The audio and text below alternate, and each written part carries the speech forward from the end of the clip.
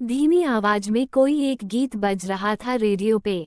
तुम साथ हो या ना हो क्या फर्क है, बेदर्द थी जिंदगी बेदर्द है। गाने की ये लाइन सुनते ही हाथ में शराब का गिलास लिए विक्रांत भावुक सा हो गया। काफी दिनों बाद उसने कुछ ऐसा सुना जो कि उसके हालत से बिल्कुल मिलता था। पिछली सारी पुरानी यादें फिर ताज़ा हो गई। वैसे विक्रांत की शराब पीने की आदत मेघू से मिलने से पहले ही थी। बचपन में ही माता पिता अलग हो गए। दोनों में से किसी ने भी विक्रांत को अपने पास नहीं रखा, न ही उसकी माँ ने और न ही उसके पिता। उस कच्ची उम्र में उसके दादा दादी ही उसका सहारा बने और अपने पास रखा। स्कूल में दोस्त, राह चलते लोग और गली की चाची, किसी ने कसर न छोड़ी ताने देने में। उसका पूरा बचपन लोगों के ताने सुनते सुनते गुजर गया। खुद से अब नफरत सी होने लगी थी। एक समय ऐसा आया कि उसने खुद ही को खत्म करने की सोच ली थी, मगर अपने बूढ़े दादा दादी का ख्याल आया तो कुछ न कर पाया। बचपन में जो उसके सहारे बने थे, अब उनका सहारा बनने का वक्त जो था, और दुनिया से तंग विक्रांत के गम भुलाने में शराब उसका सहारा बना।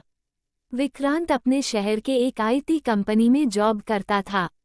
वहाँ ऑफिस में उसकी किसी से ज्यादा दोस्ती नहीं थी। अकेले रहना उसकी आदत बन चुकी थी। दिन भर ऑफिस में काम करता और देर रात तक किसी क्लब या बार में जाम भरता। वो जिंदगी जी नहीं रहा था बल्कि काट रहा था। उसके दादा दादी उसे इस हाल में देखते तो बहुत दुखी होते, मगर वो भी उससे कुछ कह नहीं पाते। पर शायद उसका ये अकेलापन बहुत जल्द खत्म होने वाला था।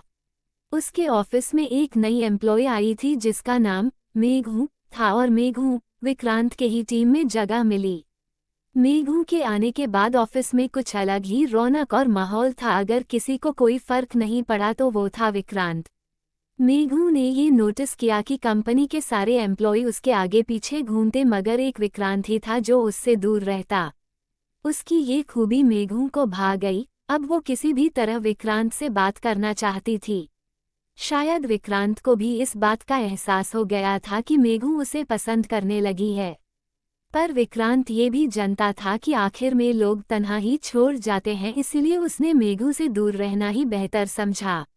मगर किस्मत को कुछ और ही मंजूर था। एक बिजनेस ट्रिप के लिए मेघू, विक्रांत और उनके एक साथी रोहन को पुणे जाने का ऑफर मिला। मेघू तो बहुत खुश थी कि उसे विक्रांत के साथ जाने का मौका मिल रहा है। सुबह की फ्लाइट से वे तीनों निकले और दोपहर होते होते पहुंच गए। कंपनी ने उनके लिए अच्छी 5 स्टार होटल बुक कर रखी थी। विक्रांत और रोहन के लिए एक कमरा बुक था और मेघू के लिए एक अलग कमरा। दोपहर को सबने आराम किया, मगर शाम को जब मेघू विक्रांत को ढूंढने उसके कमरे आई तो विक्रांत गायब था। उसने रोहन से पूछा कि विक्रांत कहाँ है। रोहन ने बताया कि वो एक बहुत बड़ा शराबी है, होगा किसी बार या क्लब में। मेघू ने होटल के रिसेप्शन में जाकर पता किया कि पास में कोई बार या क्लब है, तो पता चला कि पास ही में एक बार है। मेघू ने रिसेप्शनिस्ट को धन्यवाद दिया और विक्रांत की खोज में निकल पड़ी। बार पहुंचते ही देखा कि सामने की टेबल पर विक्रांत नशे में धुत पड़ा था। मेघू ने रोहन को कॉल करके बुलाया और उसकी मदद से विक्रांत को होटल तक लेकर आई। कमरे में पहुंचने के बाद मेघू ने उसे बिस्तर पर लिटाया। जूं ही जाने को मुड़ी, विक्रांत ने मेघू का हाथ पकड़ लिया और बड़बड़ाने लगा कि मुझे छोड़कर मत जाओ, प्लीज मुझे छोड़कर मत जाओ। मेघू ने उसे किसी तरह सुलाकर अपने कमरे चली गई। अगली सुबह उनकी क्लाइंट से मीटिंग थी। मीटिंग बहुत ही अच्छे से हुई। मेघू ने बहुत ही अच्छा प्रेजेंटेशन दिया। मीटिंग के खत्म होते ही विक्रांत ने सवालों के ढेर लगा दिए। रोहन के सवालों के वो कुछ जवाब दे पाता कि इतने में मेघू आ गई। मेघू ने रोहन की तरफ इशारा किया तो रोहन ने दोनों को अकेला छोड़ दिया। विक्रांत मेघू से नजरें नहीं मिला पा रहा था। बहुत हिम्मत करके आखिरकार कुछ निकला तो वो था सॉरी। अब की बार दोनों की नजरें मिली एक दूसरे से और खो से गए। ये पहली दफा था जब विक्रांत किसी से नजरें मिला रहा था। मेघू ने कहा, एक शर्त पर माफी मिलेगी, तुम्हें मेरे साथ एक कप कॉफी पीनी पड़ेगी। विक्रांत को सोचकर खुद पर हंसी आ गई कि अब शराब पीने वाला कॉफी पिएगा, मगर वो चुप रहा। शाम को दोनों कॉफी शॉप में मिले। ये उनकी बिजनेस ट्रिप का आखिरी दिन था। मेघू बहुत ही सज धज के आई थी और बहुत ही खूबसूरत लग रही थी। एक पल के लिए तो विक्रांत की आंखें भी खुली की खुली रह गई थी। विक्रांत उसकी तारीफ किए बिना नहीं रह पाया। उधर मेघू भी थोड़ा शर्मा गई। पहली बार ऐसा हुआ कि विक्रांत किसी के साथ कॉफी पी रहा था और बहुत खुश भी लग रहा था। शायद इस खुशी के पीछे का राज मेघू ही थी। मेघू तो उसे बहुत पहले से पसंद थी, मगर जिंदगी में वो इतना तन्हा रहा था कि उसे डर था कहीं मेघू भी उसे तन्हा ना छोड़ दे। कॉफी पीते पीते अचानक दोनों की नजरें मिलती और दोनों मुस्कुरा देते। आखिरकार मेघू ने अपने दिल की बात विक्रांत के सामने रख दी। चाहे विक्रांत कितना भी सख्त क्यों न हो, मगर था तो इंसान, और वो भी प्यार का भूखा, जिसे न किसी की दोस्ती का प्यार मिला नहीं माता पिता का। उस पल उसे लगा कि उसे दुनिया के सारी खुशी मिल गई हो। जैसे वो कुछ कह पाता उससे पहले ही मेघू ने अपने होंठ विक्रांत के होंठों पर रख दिए। मानो पिछले सारे गम उन चंद लम्हों में ही विक्रांत भूल गया।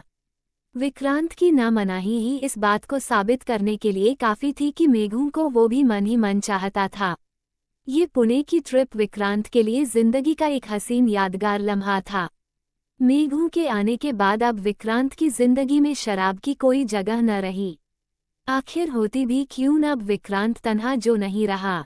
अब विक्रांत मुस्कुराने लगा था, खुश रहने लगा था। दुनिया की बातों का अब उस पर कोई असर नहीं होता। ये सब देख उसके दादा दादी भी बहुत खुश थे। दोनों अब साथ में ऑफिस जाते, घूमने, शॉपिंग सब साथ में होता।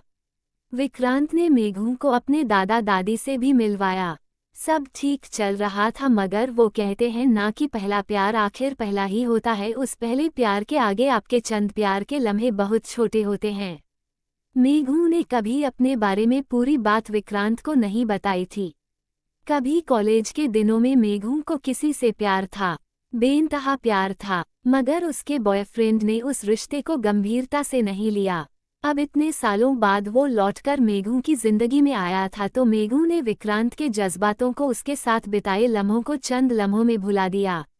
अगली सुबह जब मेघू विक्रांत से मिली तो उसने सारी बात विक्रांत को बताई और कहा कि वो उसके बॉयफ्रेंड के साथ दूसरे शहर शिफ्ट हो रही है।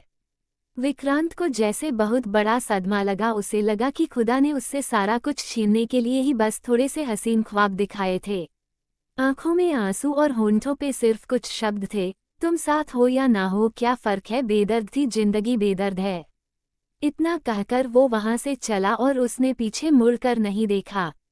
आखिर में फिर उसका कोई सहारा बना तो बस शराब। फिर से वो खो गया उन शराब की गलियों में जिन्हें वो किसी की चाहत में तन्हा छोड़ आया था। आज करीब 2 साल बाद जब वो अपने कमरे में हाथ में शराब की गिलास लिए था तो रेडियो पे धीमी आवाज में अरिजीत सिंह का एक गीत बजता है, तुम साथ हो या ना हो क्या फर्क है, बेदर्द थी जिंदगी बेदर्द है। और विक्रांत भावुक सा अपने शराब की गिलास को देख खुद की हालत पे हंसता है। दोस्तों, आपको हमारी कहानी पसंद आई हो तो प्लीज़ लाइक और सब्सक्राइब करें। धन्यवाद। जय हिंद, जय भारत।